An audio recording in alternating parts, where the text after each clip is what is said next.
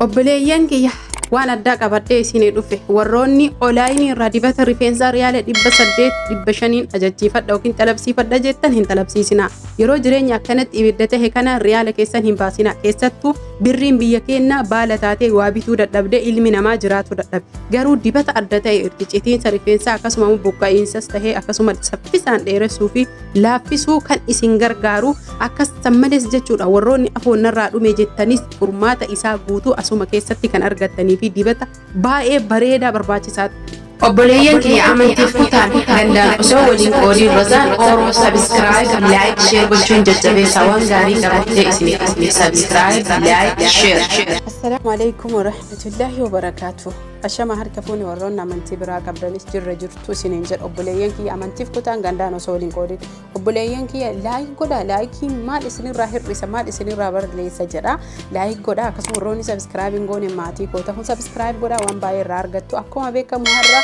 waan rifeensa ciccitiinsa dhaabuu akkasuma laaffisuu dheeressu waan baay'ee jechuudha. Bakka olaayinii irraa ajajiifattan san haala salphaa ta'een mana keessan keessa teettanii maal hojjetachuu akka dandeettan dhugaa rabbii san jechuu rifeensi keessan akkamitti akka isinii dheeratu akkasuma ammootuyyuu waan lama qofa jechuudha. Yeroo dheeraa yoo fayyadamtan dhugaadhaa ilmi namaa hin uffa garuu huffuu osoo hin tahin yookiin hifatu osoo hin tahin maallaqa baasuu yeroo hadhaa addunyaan akka ibiddaa taate biyya keenya keessatti maallaqni baala tahe kana riyaala 800 olaayinii rafichisiiftanii rifeensa keessan ji'a 3 yoo isin dibattan isin jalaadhuma gaafa ji'a 3 san sadarkaa akkamii akka irra jiru asuma keessatti kan isiniif ibsu hanga takka kan isinii ibsuudha. Hordoftoota fi kabajamtoota kiyya haala salphaa taheen jechuudha. Karaa kamiin fayyadamnee mana arabaa keessatti dhugaa rabbii jechuu qaama keenyallee bareechifachuu hin dandeenya akkasuma rifeensa keenyas dheereffachuu hin dandeenya akkasuma ammoo waan kamuu godhuu dandeenya jechuu an dhugaa isinitti hima ammas jechuudha. Rifeensa keessanii jecha akkasuma qaama keessanii jecha maallaqa hojjetan kanarra hanga takka baasa. Aramni eenyu fuuyyuu hin bittu. Ani fakkeenyaaf akka dhuunfaa kiyyaatti waan hundaa ofiif bitadha maallaqa dalagurraa jechuudha. Rifeensi kiyya jajada kiyyaa kan gaafa du'ellee qabeena hojii seenu isa akkasuma qaamni kiyyallee jechuudha. Ufiif taatu nama geettaa ufiif geettu nama geetta siin jedha. Yoo ati rakkattee miidhamtee jette namni tokkollee kan si bira dhaabbatuu fi waa si godhu hin jiru si kolfuu malee. Kanaaf guutuun keessanuyyuu akkuma baratame subscribe gochuun like gochuun gara hojii keenyatti haaseenu. Asitti kan agartan qullubbii mataa lamaa jechuudha. Qullubbii mataa lamaa osoo jedhu firii lamaa miti firii fi mataan garaagaraa haala ammasitti argitan kana qullubbii mataa lamaa dhiyeeffattanii quncee ma wajjin qoloqoltan jechuudha. Qullubbii biyya keenyaa yookiin shunkurtii adii jedhaan namni keenya garuu naannoo ani itti dhaladheetti guddadhetti qullubbii jedhaniini quncisuuf hin cinqamina. Hima falafalaa yookiin ammoo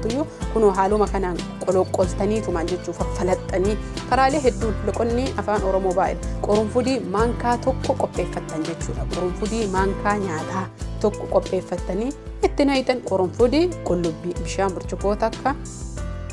bishaan burcuqqoo lama. Hordoftoota fi kabajamtoota kiyya bishaan burcuqqoo lama erga itti godhannee booda itti dabaluun hin oolu ibidda keenyarra keenya ibidda hir'ataa ta'uu qaba yookiin ammoo ibidda laafaa ta'e hir'isni suutaan akka affeelamu yookiin danfu irra keenya jechuudha. Haala kanaan danfee haala isin argitan kanaan qullubbii fi qorunfudii qofaan rifeensi keenya dheereffachuu kan ciccite warroonni afoonnarraa malaa ta'ee jettanillee akkasuma ammoo saadaliyaa yookiin faarmaasii irraa waan bitamutu jira isa saddeq qabadhee isiniif dhufa wal keessa akka isin harkaa hin dhayamnee fi namoonni hedduu osoo itti fingalle jedhanii keessan baay'ee kana jenkaa jirantu jira. Bishaan burcuqqoo sadii sadaffaa itti dabalee jechuudha. Sababni isaa bishaan duraa waan danfee na jalaa dhumateef jecha itti dabalee yoo xiqqoo inni danfee wal fudhatee jedhee kan dhaamsu qullubbiin tun amma bilchaattee yoo ani shuukan gadi waraanu akka kireemaa taati jechuudha. Ufumaa ofiiti kireema dibannu yookiin ammoo qibaatii jechuudha. Qibaatii dhoqqee fakkaatti jechuu barbaade haalaan margitan kanaan kunoo qullubbii kiyya keessaa guuradhe jechuudha. Bishaanis diimatee jira. Bishaan akka shaayii tahee jira jechuudha. Kanneen lamaanuu karaa lamaaniin fayyadamna. Bishaanis fayyadamna akkasuma qullubbiilee kireeman fayyadamna. Bishaan keenya keessa hin bibanna. Haala salphaa taheen jechuudha. Waan salphaa ta'e mana keenyatti fayyadamne olaayinii irraa dhugaa isinii hima obboleeyyan kiyya waan baay'eetu jira jechuudha qullubbii kiyya hin qoncifadha isinis qullubbii keessan erga affeeltanii geessanii hin qonciftanii asirratti waan isiniin jedhu tokkotu jira daqiiqaa meeqa namoonni keenya ani yeroo hedduu daqiiqaa hin qabu sababni isaas dubartiidha nyaanni kun hangamitti bilchaataa yaada kiyyaa waan beekuufi ani garuu danfisee daqiiqaa 20-15 akkas jechuudha ibidda sirriitti jala hir'ata ibiddi guddaa ta'e daqiiqaan 10 gahaadha isiniin jechuu barbaade daqiiqaa 10 affeelaa booda sanii kun akkanumatti caccabsitanii barbaadan hin daayitanii achi booda kireema kookinaatii yookiin ammootuyyuu biyya keenyatti qibaatii kana waan jedhamu hundi keessanuu yoo beeytan barreessa kireema zayitii kookinaatii kireema osoo hin tahiin zayitii dhangala'oo kookinaatii itti qicannaa yoo barbaadan maankaa tokko hanga 2 itti qicattan jechuudha achi booda zayitii zayituuna ka itti qicannu zayitii zayituuna illee maankaa tokko yookiin maankaa 2 ani yeroo hunda waan hojjedhuufi akkasuma nyaata illee waan hojjedhuuf jecha tilmaaman akka dubartii takkatti maaltu kanaaf barbaachisan asitti argitan zayitii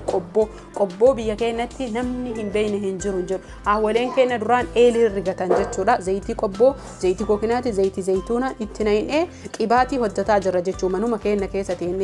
qullubbiin amma ammootu kana asitti akka argitan kanatti bishaan isaa kanallee hin fayyadamna waan ittiin afuufanitti barbaadan aayilaanditti ciqqii miti waan mana keessan jirutti naqadha maaliin naqan jedhina achi booda haala kanaan rifeensa keessanitti afuuftanii rifeensa keessan hidda isaa jala sirriitti dibdanii booda sanii ammootu sirriitti jechuudha inshaallahu ta'ala bishaan isaati kana karaa kanaan ka fayyadamtanii rakkoota kan qabu bishaan isallee firiijii ofeetta warroonni biyya arabaa jirtanis tahee biyya gugurdatan biyya Awurooppaa biyya faranjii jirtanis firiijii keessa kaa'attanii bishaan kana hanga torbaan tokko fayyadamuu hin dandeettanii jalqaba irratti bishaan kanas tahee wantoota kamiyyuu torbee jalqabaa keessaa guyyatti al 3 fayyadamtanii torbee lammataa keessa guyyatti al 2 fayyadamtanii torbee itti aanu takka fayyadamtanii achi booda torbaanitti al tokko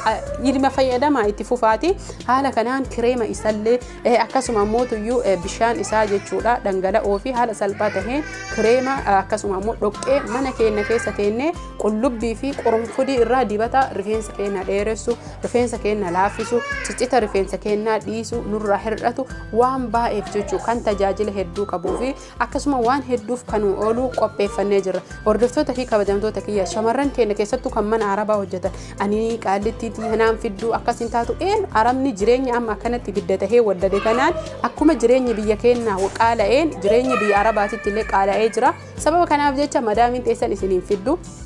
qullubbii bitadha qurunfudii bitadha zayitidhaan rifeensa keessanii dibattan al takka fidattan olaayinii irraa riyaala 500-800 akkasuma birrii Dubaayii 500-800 fichisiisuu irra kana mana keessatti riyaala 100 fichisiiftanii yookiin fidattanii jechuudha taaksii kafaltanii wallahi alazim fedhii rabbiitiin ittuu hin kakadha zayitolee kanneen jechuudha ji'a 3 yoo fayyadamtanii jettan jijjiirama isaan argitan hifannaa tokko malee torbee jalqabaa al 3 dibattan torbee itti aanu al 2 dibattan akkasumatti ooftanii gaafa rifeensi keessan bifa godhatee isinii tolee jedhe ji'atti al tokko fayyadamuu dandeettan jechuudha akkasuma ji'a keessa gizee 2 ji'a keessa gizee 3 yeroo isinii mijaa'e garuu jechuudha hifannaa takka malee akkasuma ammootuyyuu dadhabbii takka malee fayyadamuu qabdan olaayinitti maallaqa keessan dhangalaasu osoo hin tahini akkuma beekamu jechuudha olaayinii irraa fichisiiftanii 15 keessanitti rifeensi dheeratee duwida gahu tokko illee hin jiru akkasuma caccaballee hin dhaaba hanga takka hin hir'isa dhugaadha kan olaayinii jechuudha kunis yoo fayyadamtanii jettan ji'atti ji'a 2 torbaanitti torbaan 3tti akkasii jijjiirama argitan malee torbaanitti saantii hagana duwida qixxee naagaa jettanii yaadina sababni isaas akkuma ilmi namaa jalqabarraa dhahaata suutan guddatu suutan dhalate sadarkaa guddaa irra gahu rifeensi keenyas tahee qaamni keenyas waan akkasiiti asumaan subscribe like share godha akkuma baratame jechuudha hanga ofirra tursiisa kan jettanii dhiqattanii dibattanii rifeensa keessan sa'aatii 3 ofirra tursiiftanii ofirraa dhiitan ka bishaanillee akkasuma ka kireemaallee jechuudha ka kireemaa kana dibattanii rifeensa keessan martanii sa'aa 3 ofirra tursiiftan sa'aatii 3 jechuudha erga dibattanii ukkaamsitanii sa'aa 3 ofirra tursiiftanii kaanillee sa'aa 3 ofirra tursiiftanii feestaala ofitti gootanii haala kanaan achi booda shaampoo fi bishaaniin dhiqattan jechuudha kan bishaaniin dhangala'oo sanis jechuudha kan dhangala'oo isaallee sa'a 3 ofirra tursiiftan garagara dibattan yoo har'a kana dibattan kaan guyyaa itti aanu dibattanii horaa bulaa isiniin